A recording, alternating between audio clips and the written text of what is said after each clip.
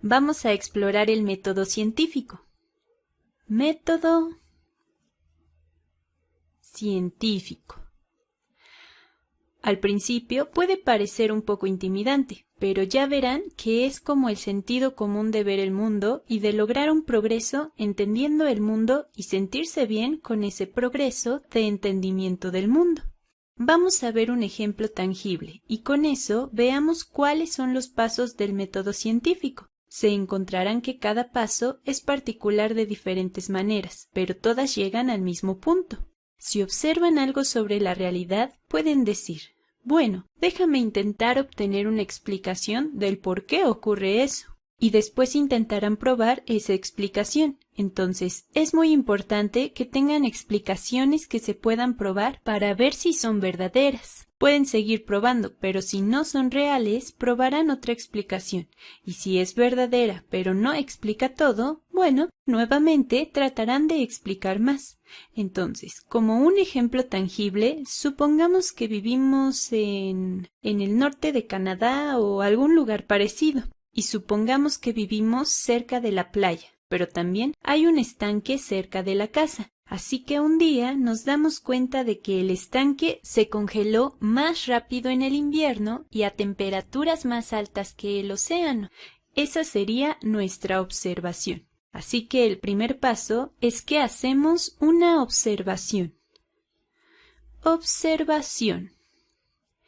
En este caso en particular, la observación es que el estanque se congela a temperaturas más altas que el océano y se congela más pronto en el invierno. Ahora, la siguiente pregunta o el siguiente paso en el método científico, bueno, no tiene que ser así específicamente. Esta es solo una forma estructurada de pensarlo. Lo siguiente que haremos es una pregunta.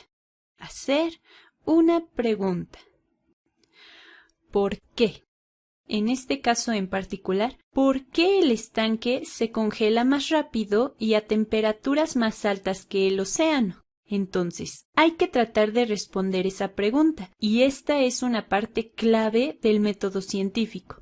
En el tercer paso, hay que tratar de crear una explicación, pero la clave es que tiene que ser una explicación comprobable. Entonces, hay que crear una explicación comprobable. Comprobable.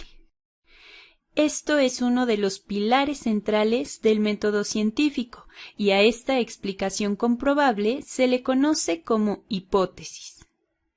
Hipótesis.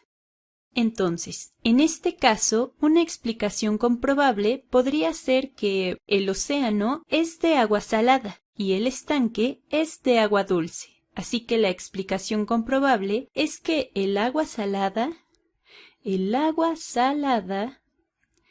tiene un punto de congelación más bajo.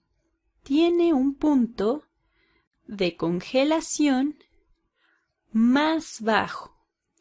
Así que se necesitan temperaturas más frías de las que necesitamos con el agua dulce para que se congele. Más frías que el agua dulce.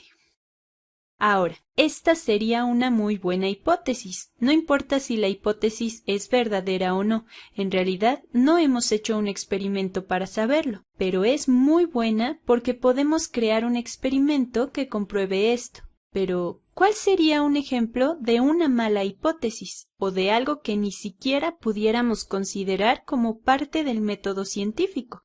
Bueno, podríamos decir que hay un hada que hace magia en el estanque para congelarlo más rápido. Y esto no es tan bueno porque es algo que no podemos comprobar. Depende de esta hada y no sabemos cómo convencerla de que lo vuelva a hacer. Ni siquiera la hemos visto. Así que no podemos basarnos en ninguna observación. Por eso, esta no sería una muy buena hipótesis para el método científico. Entonces, vamos a tacharla.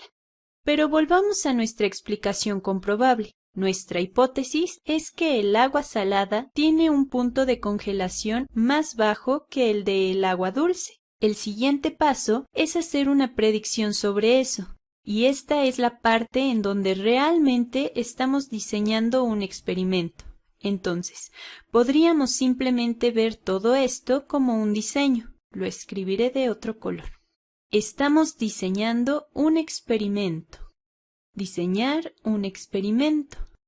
Los siguientes dos pasos que pondré como parte de este experimento... ¡Ups! Ya lo ando quitando. Lo siguiente que hay que hacer es el experimento. Experimento. Vamos a ver. Primero, hay muchas cosas que pueden estar sucediendo. El océano tiene olas. Tal vez hay barcos navegando, y eso podría romper el hielo. Pero yo quiero aislar el caso para conocer la variable que nos interesa, sin importar si es agua salada o no. Yo quiero tener un control para todo lo demás. Quiero controlar sin importar las olas o el viento, o cualquier otra posible explicación de por qué el estanque se congela más rápido. Entonces, lo que yo hago en un ambiente controlado es tomar 2 tazas.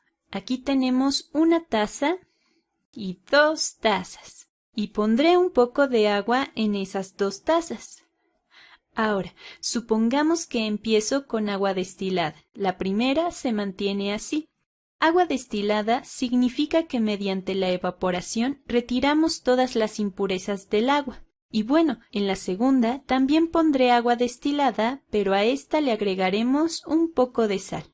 Entonces, esta es agua dulce, muy limpia, de hecho está más limpia que la del estanque, porque acuérdense que esta es agua destilada y esta es agua salada. No se ve la sal, pero la dibujaré. Y después vamos a hacer una predicción. Podemos ver esto como el paso 4. Predicción. Predecimos que el agua dulce se congelará a una temperatura más alta que el agua salada. Entonces, en nuestra predicción decimos que el agua dulce se congela a 0 grados Celsius,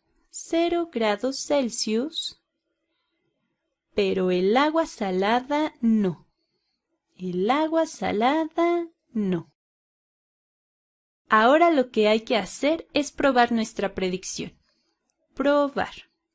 ¿Y cómo la probamos? Bueno, podemos tener un congelador muy preciso que se encuentre a exactamente 0 grados Celsius y ahí pondremos las 2 tazas. Pero tenemos que asegurarnos de que las condiciones sean idénticas para las dos y que podamos controlar todo, como por ejemplo, el área de la superficie, el material del vidrio, la cantidad de agua que pusimos y así podremos ver qué sucede. Lo dejaremos toda la noche. Entonces, al otro día, observamos que el agua dulce se congeló por completo. Está congelada. Pero el agua salada no se congeló y eso valida nuestra explicación comprobable. El agua salada tiene un punto de congelación más bajo que el agua dulce y si no se congelara, si no existiera una diferencia, puede que tal vez ninguno de los dos se congelara o que los dos se congelaran y ustedes podrían decir, bueno, ok, esa no fue una buena explicación. Tengo que encontrar otra explicación del por qué parece que el océano se congela a una temperatura menor. O tal vez digan, bueno, eso es parte de la explicación, pero por sí sola no lo explica todo. Y entonces se empezarán a hacer preguntas más profundas sobre eso, como ¿cuándo se congela el agua salada? ¿De qué otra cosa depende? ¿Las olas tienen algún impacto? ¿El aire tiene algún impacto? Y así podemos seguir con el proceso de iteración y refinamiento. Entonces, después hay que refinar e iterar en el proceso. Con iterar me refiero a hacer todo de nuevo, pero ahora basándonos en lo que hemos aprendido. Así logramos llegar a una explicación comprobable más refinada, o tal vez llegaremos a más experimentos con los que podemos entender mejor la diferencia entre el agua dulce y el agua salada. O tal vez tratemos de hacer otros experimentos para explicar qué es exactamente lo que hace la sal en el agua para que sea más difícil de congelar. Esta es prácticamente la esencia del método científico, y quiero enfatizar que esto no es algo tan raro. Esto es únicamente razonamiento lógico. estamos dando una explicación comprobable sobre algo que observamos en el mundo, y después lo probamos y verificamos. Si nuestra explicación es correcta, basándonos en los datos de nuestra experimentación y dependiendo de si se sostiene o no, continuamos refinando y aprendiendo más sobre el mundo. Y la razón por la que esto es mejor que solo decir, oh, bueno, miren, veo que el estanque se ha congelado y el océano no. Debe ser el agua salada. Yo creo que es eso. No podemos solo creer eso. Debe de haber 1.000.000 de razones diferentes y no podemos confiarnos solo de lo que creemos, porque en algún punto quizá podamos estar bien el 90% del tiempo, pero el 10% no. Y estaríamos compartiendo un conocimiento o suposiciones que no son reales. Otras personas construirían sobre eso, pero todo nuestro conocimiento tendría una base inestable. Por eso el método científico se asegura de que nuestra base sea firme. Y los voy a dejar con el caballero que muchas veces se considera el padre o uno de los padres del método científico. Él vivió en el Cairo y en lo que ahora es Irak, hace aproximadamente 1000 años. Fue un famoso astrónomo, físico y matemático, y su frase es muy poderosa, porque aún se aplica actualmente. El deber del hombre que investiga los escritos de los científicos, si aprender la verdad es su objetivo, si aprender su... Déjenme empezar de nuevo, así lo haré más dramático. El deber del hombre que investiga los escritos de los científicos, si aprender la verdad es su objetivo, es hacerse a sí mismo un enemigo de todo lo que lee y atacarlo desde cualquier lado. También debe sospechar de sí mismo mientras realiza su examinación crítica sobre eso. Así, él podrá evitar caer en cualquier prejuicio o indulgencia.